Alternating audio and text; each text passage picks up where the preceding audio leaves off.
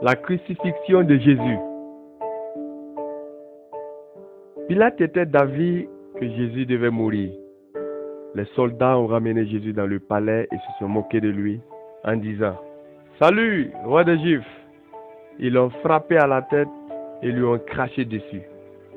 Finalement, ils lui ont enlevé le manteau et lui ont remis ses vêtements. Ils l'ont alors fait sortir pour le tuer. Un homme nommé Simon, de la ville de Cyrène, passait par là à ce moment-là. Les soldats ont forcé Simon à porter la croix de Jésus.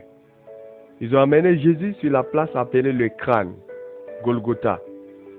C'est là qu'ils ont cloué Jésus sur une croix qu'ils ont dressée. Il était environ 9 heures du matin. Les soldats ont parié pour obtenir ses vêtements.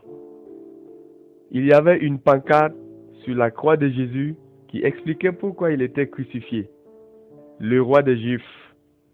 2 brigands étaient crucifiés à ses côtés, l'un à sa droite et l'autre à sa gauche. Les gens qui passaient par là se moquaient de Jésus. Ils disaient, « Tu as dit que tu détruirais le temple et que tu le reconstruirais en 3 jours. Sauve-toi et descends de ta croix. » Les chefs des prêtres et les docteurs de la loi se moquaient de lui, eux aussi. Ils disaient, « Il a sauvé les autres, mais il ne peut pas se sauver lui-même. Que le roi d'Israël descende de sa croix, afin que nous puissions croire en lui. » Vers midi, le ciel s'est obscurci sur tout le pays. Cette obscurité a duré 3 heures. Alors, vers 3 heures de l'après-midi, Jésus a appelé, « Mon Dieu, pourquoi m'as-tu abandonné ?» Peu de temps après, poussant un dernier cri, Jésus est mort.